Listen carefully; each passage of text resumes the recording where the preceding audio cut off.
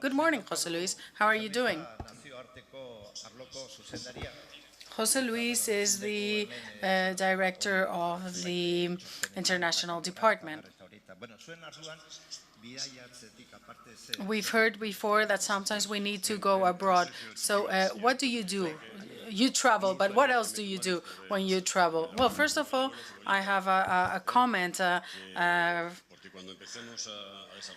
Because when we start to develop international projects in El Goibar, was the year that internet was first present, in the year '93, and we used the tapes before that you saw before, the cassette tapes and the pen to rewind the tapes. So please raise your hand if you know what Erasmus is.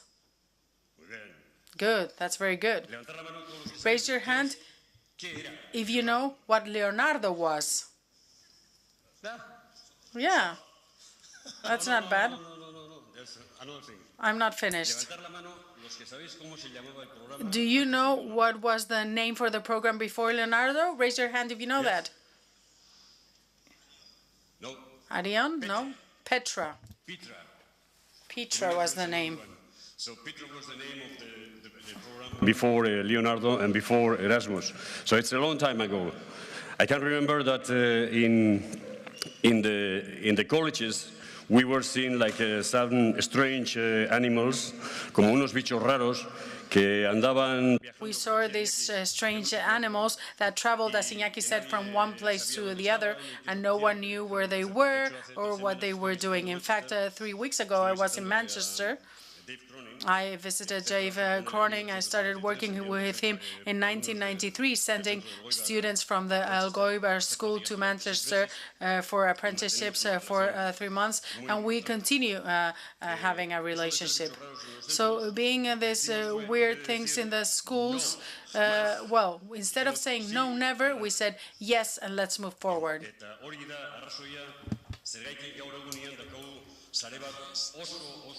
That's the reason why nowadays we have a very important network of VET centers, and why each of the centers or schools have a person that is responsible for changing the design of the school and also changing the daily tasks of the school. We have people who are working in all these projects that you've seen before. These are the names of projects that are being developed in VET schools in the Basque Country. First of all, we have to acknowledge the work that you're all doing. So let's thank all the persons that are in charge of this international relationships in each of the schools. But we're not only speaking about the VET in the Basque Country, because no one can do anything in an isolated manner. We cannot say we are the best, and we're not going to share anything with the Netherlands or the US or with Jamaica or with any other country. It is necessary to define a strategy, not to work in an isolated manner, but to share with everyone knowledge, enthusiasm, and strength. And I would like to focus and talk about what we're doing regarding VET internationally. And I have 3 or 4 brief comments. First of all, the different agreements that we've signed with several countries are very important, and I have to read the names because I don't want to forget any of the countries. I don't want anyone to get angry at me.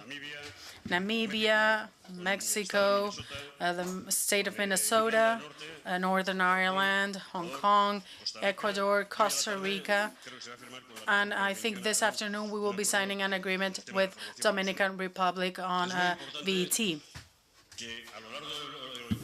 It is very important for in the next couple of years. I don't know if we can listen to the music. Background music, okay. It is important for these agreements to become specific working lines for all of us. But it's also important to develop our job with Tknika in collaboration with all the other colleges. And we are also leading an affinity group on applied research. I should like to send to you warm greetings to all the members of the World Federation of Colleges and Polytechnics that I stay in here. But we are also members of TA3, the Atlantic Technology and Training Alliance. And we have got a lot of friends in TA3. And it's very important for us to be working with the United States and a lot of different organizations from Europe too.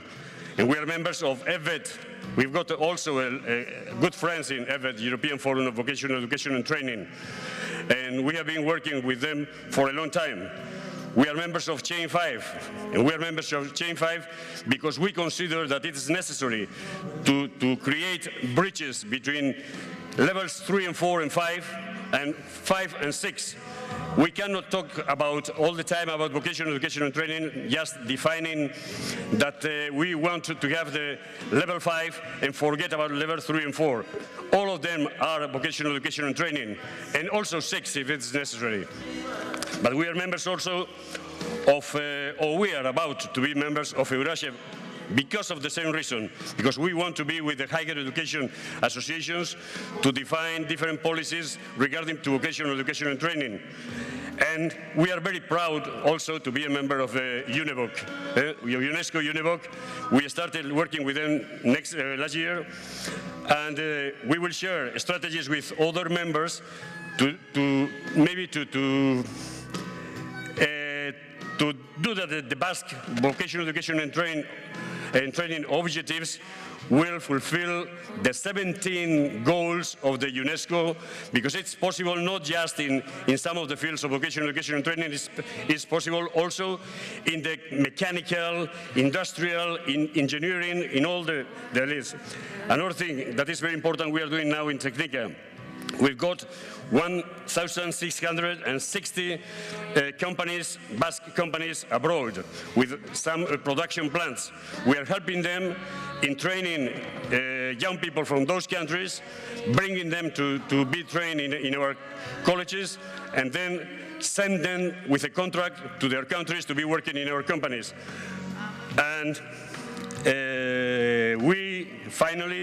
we are, and I'm talking about present and future, we have knowledge, we feel that sentimos que tenemos fuerza, que tenemos conocimiento. We feel we have the strength, the knowledge, the enthusiasm, and that we want to continue collaborating so that the design of the international campus for Basque VET becomes an international benchmark. And these are some of the projects we're working on and that we wanted to share with you.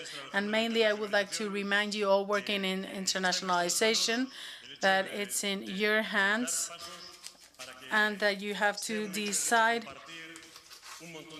and you, with us, will share many of these ideas, and together we will be able to contribute to a better future. Thank you.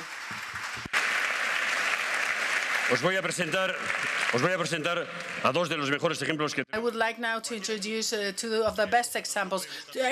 All of you could be up here, but I had to choose two people. First of all, I will introduce Marcia. And the two of them will be speaking about the importance of internationalization. Marcia, the floor is yours. My name is Marcia Danielson, and I am from Minnesota. I'm here with my president, Annette Parker, and we have been friends with Tknika for almost 5 years, or 5 years in that range. And these relationships are very important to us for our students. We are student-centered, as all of you are as well, and we've heard how important the soft skills are to companies, and we believe that the internationalization really helps to build those soft skills for our students. In Minnesota, our businesses, of course, continue to be globalized, and we are experiencing a lot of the same immigration that we heard the EU talk about. 20% of our students right now are diverse, and at graduation just a couple of weeks ago, we had 26 countries that were represented as they crossed the stage to get their diplomas. So we feel that this internationalization partnership is very important for the students to broaden their knowledge and their understanding of other cultures, of other nations, what global issues they might be facing. And the networking is so important. It's very important for their social development and for their emotional development as well. So we are very interested in mobility. I was very excited to see that that is a priority for the EU. And we've enjoyed our partnership with the Basque Country. We have had our faculty come to the Basque Country and experience your world here. And we've had Basque faculty come and stay with us in Minnesota. We look forward to a student exchange very soon as well. And we really consider the Tknika our family, and we would like to expand our family for any of you that would also like to enjoy mobility with Minnesota. Thank you.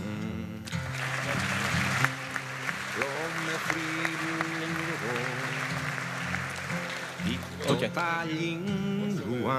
He's the International Affairs Director of the University of Duoc in Chile. Bueno, muchas gracias. Yes, in fact, I'm the Director of International Relationships in the university in Chile.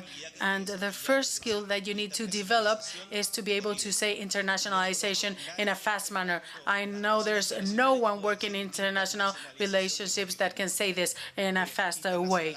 It's a difficult word to say, even in English too. I would like to say that we are a college based on technical training in higher education in Chile, and I would say we have a leading position in the country.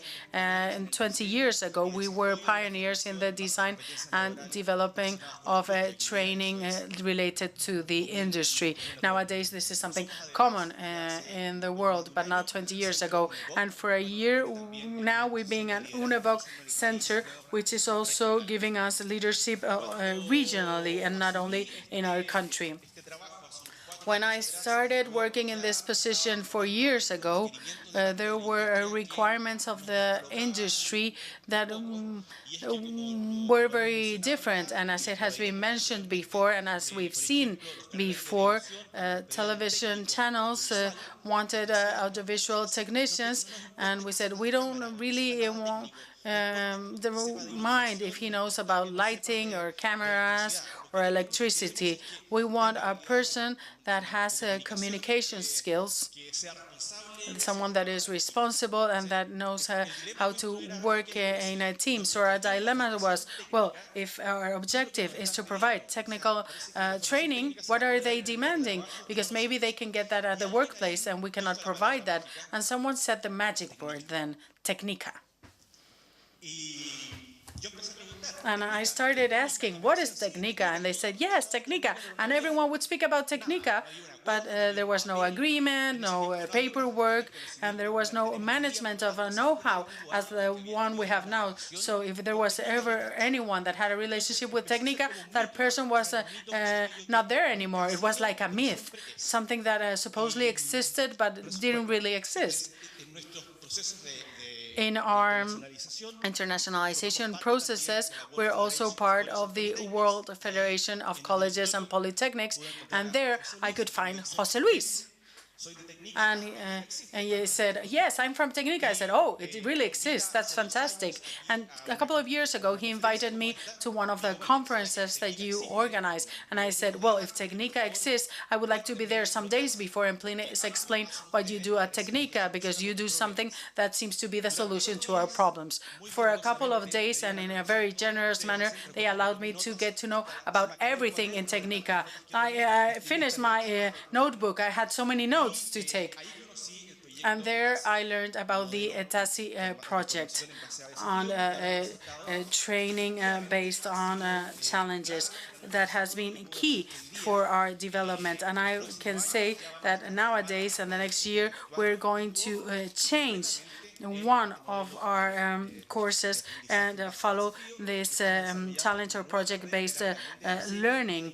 And we're working on this in design and computer sciences. And thank you, friends from Tknika, because you have been a great contribution, not only for Duvox, but also for our students, so that they're able to develop the skills necessary to contribute to society and to be employable. I would also like to say that if any of you continues to look for innovation or centers, then stop looking. It is here in the Basque Country and in Tknika. So thank you. And let me take one more minute. There's something else that's important in our work in international relationships that have to do with the mobility of students. Because at the end of the day, our students are the main thing. When Jorge finished his talk yesterday speaking about these students at the beach, I think we were all moved. I was really moved because those of us that are teachers understand how significant this is. We'll have students that mainly have never traveled outside Chile. Some of them have never even set a foot on the airport. So the experience of moving internationally is something that really changes their life. It's a transforming experience. In Chile, we haven't done a study explaining how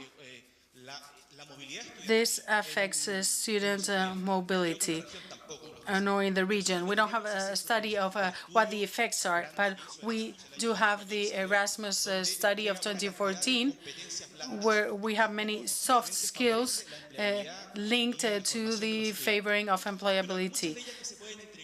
And many of them are very interesting, but I would like to focus on one that says tolerance to uncertainty.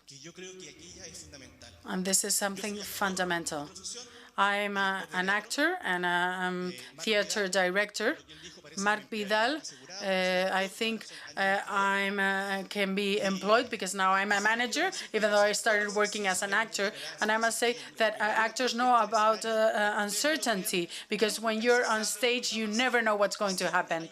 And there are always mistakes. Someone forgets the text, the lights don't work, the music doesn't come in at the right time. So being able to work in uncertainty is part of our work. And Peter Brook, the English director, said that going to stage is like going to bed at night, and when you wake up, you're in the middle of the ocean without knowing how to swim, but you don't have to lose control, and you're able to be happy to face the challenge. And students' mobility is exactly that, and what provides to our students. So thank you. Thank you for listening to my words.